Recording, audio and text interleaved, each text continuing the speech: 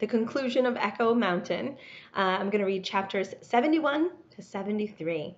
And we're going to then say goodbye to Kate and Ellie and all of the other characters we've come to know on Echo Mountain. So here we go. Chapter 71. While he was there, the doctor examined my father as well, listening to his heart, his lungs, looking into his eyes and ears, testing his reflexes, which were understandably sluggish, had him roll his tongue, close his eyes and stretch his arms out one at a time and bring his index finger to the tip of his nose. He was spot on with his left arm, a little off with his right. "You may have some problems along the way," the doctor said, "but you won't know until you have them." "Like what?" my father said. The doctor shrugged. "Could be some dizziness, some permanent weakness in your muscles." He looked at my mother.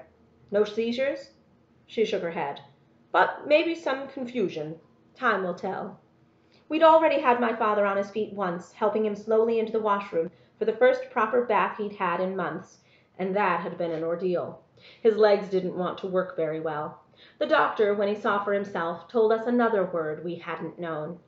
"Atrophy," he said. "He needs to build up his muscles again," which wasn't so frightening after all. "But you must watch those sores of his and get them closed up quick as you can," he said, looking at my mother. "You've done a good job keeping them clean, and you must not stop doing that until he's well." For that he gave her a salve, though she'd already brewed a fresh batch of vinegar with the mother from the last batch. "Any trouble with your words?" the doctor said. My father looked bemused. "What's this?" The doctor held up the stethoscope that hung around his neck. "Stethoscope," my father said. "And this?" the doctor said, pointing to Captain. "A loud dog," which made Captain smile. "Do you have a book handy?" the doctor said, looking about. My mother stood up and left the room. She came back with the book that Esther had been reading to my father while I was up mountain with Kate. She handed it to the doctor, who handed it to my father, who let it fall open where it wanted him to begin. He read the words aloud, slowly, but not as if he didn't know them. "It doesn't happen all at once," said the skin horse. "You become. It takes a long time. That's why it doesn't happen often to people who break easily, or have sharp edges, or who have to be carefully kept." He looked up at me. "So that's another thing that seems to be all right." "How's your memory?" the doctor said. My father tipped his head. "How can I know what I might have forgotten?" "Well, it's clear you know everyone you ought to know. Do you remember your childhood?" My father nodded. "Coming here to live?" "Yes, all of that." "What about how you got hurt?" But that drew a frown. He looked at my mother, then he looked at me for just a moment, and I saw something in his eyes. Something that wasn't confusion. Something else. "No, that's a day I can't recall. They've told me about it, but I can't bring it back." "Anything about that day?" He glanced at me again. "Not really." "Which is probably a blessing," the doctor said, snapping his bag shut. "No sense in remembering something like that." When it came time to pay him, the doctor waved us off. "The boy has already paid my bill." We all looked at Larkin. "Not with your father's last mandolin," I gasped, remembering what his mother had said. "Not that," Kate said in a small voice. "Not for me." Larkin shook his head. "With my first one, though I have yet to make it." The doctor cleared his throat and rubbed the bridge of his nose. "He doesn't know how to make one yet, and I don't know how to play one yet, so we both have some work to do." Yet. Another word I'd like to hold on to. And I promised myself right then and there, in that moment that will always be for me an else worth trying, that I would never again make up my mind about anything too quickly. Not ever again. Including doctors. Chapter 72. I didn't blame Esther for sending Larkin in search of better help than I could give, or better than she had thought I could give. Kate had scared us all with her sad goodbye on the day she'd come to stay with us.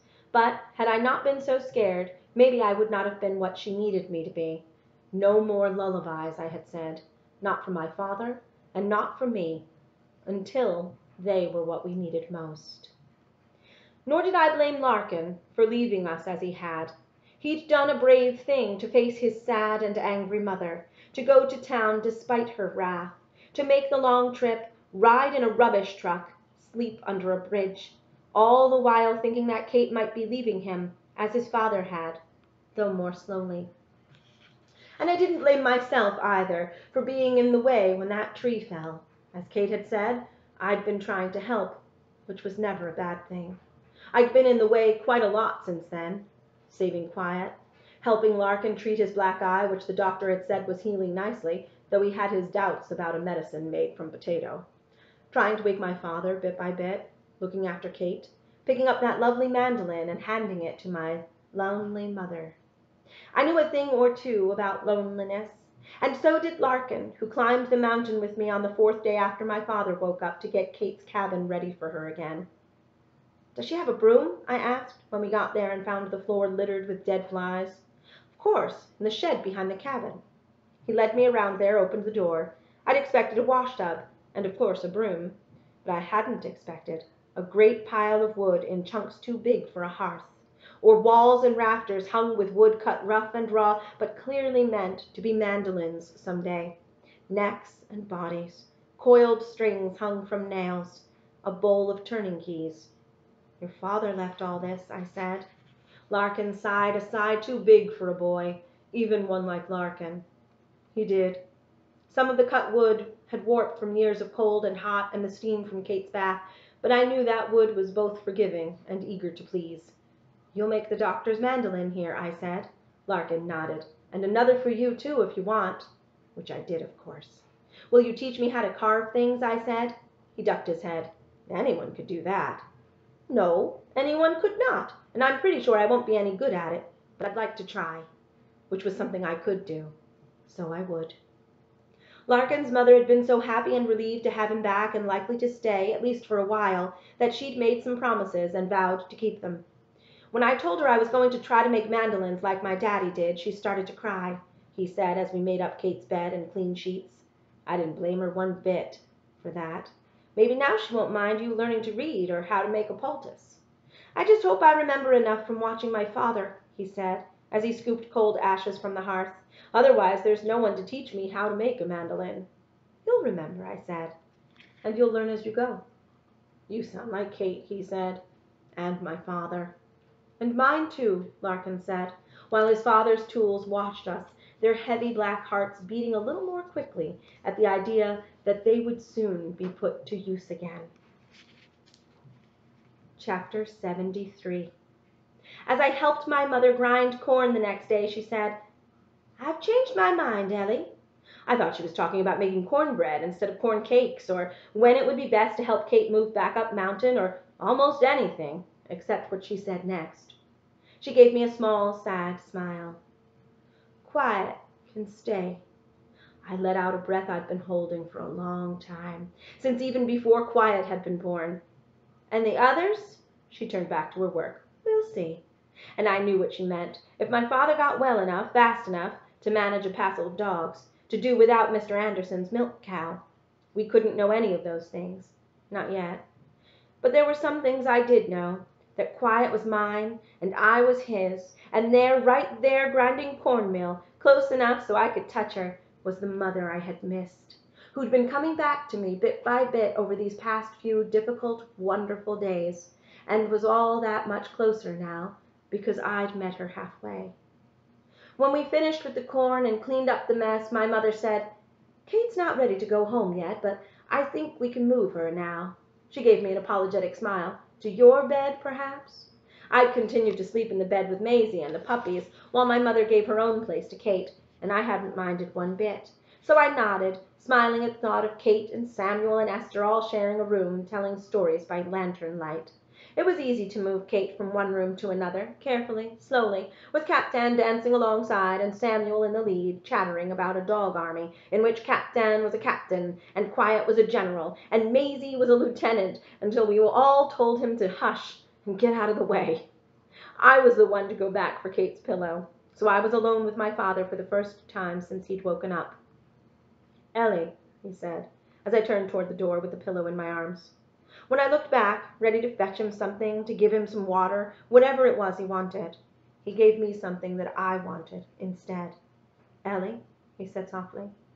I do remember. I went to stand close to him. What do you remember? He took my hand.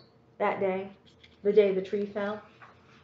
At first I thought he meant that the memory had finally surfaced, and I said so. No, he replied, I always remembered. As soon as I woke up all the way, I remembered all of it. And I remembered how Esther had told him about the accident, and how he had looked at me, straight at me, and said, not Ellie. How I had heard in those 2 words everything I needed to hear. I wish you could have been with me these past weeks, I whispered, to watch what happened, though much of it would have been different had he been well. My father smiled at me, his eyes full of sun in the shadowy room. I see it all very clearly, he said. I see it in every bit of the girl you've become. Quiet was waiting for me when I went out into the sunshine later that day. He had managed to find his way into the yard while Maisie was busy with the other pups, their eyes open now. I found him watching an ant make its way up a blade of grass. When he felt my shadow, he turned toward me, his little tail wagging, his tongue like the tip of a pink ribbon. Oh, what a fine present you are, I said, scooping him up and rubbing his nose with mine. What a boy! What a good little Quiet you are! And I realized then that Quiet wasn't the first person I had saved, or the last. Captain, coming up the path from below, stopped at the sight of us and then came on again more quickly. He had taken to spending most of his time near the cabin door, no longer welcome inside, but patient about that. No more howling. Still, though, the occasional bark and a certain amount of singing, as if he had something to say, to which I always listened. And I did now as he came to me and crooned for Quiet. Some father dogs could be unkind to their pups, but not Captain. When I put Quiet on the ground, Captain licked him with his big rough tongue, to clean him, yes, but to kiss him too. And I knew again that doing one thing was doing everything. I knew the same thing all over again later that day, when we led my father and Kate out to sit in the afternoon sun and take another step toward well. They had become friends as they'd healed, side by side, and even better friends when they both grew strong enough to do small chores together at the kitchen table, and to help us with our lessons, all the while talking about their lives on Echo Mountain. You're lucky to have a girl like Ellie, Kate said, as I settled them in the chairs we'd brought out to the yard, one facing down mountain, one facing up, so they faced each other. We are, he said, smiling at me. And I was lucky, too, when I left them to their conversation and went into the woodshed to lay fresh straw for the puppies, only to find the stool not where I had left it, but just there by the high shelf where I kept my small treasures. And I was lucky when I stepped up on the stool and found not 10 carvings waiting where I'd left them, but 11 now. A new one, right next to the one that looked like me. This one was of a boy, tall, lean, with hair like a bear's fur and a face with so much music in it that I laughed out loud and climbed down from the stool and went out into the trees to find him. And did. The end.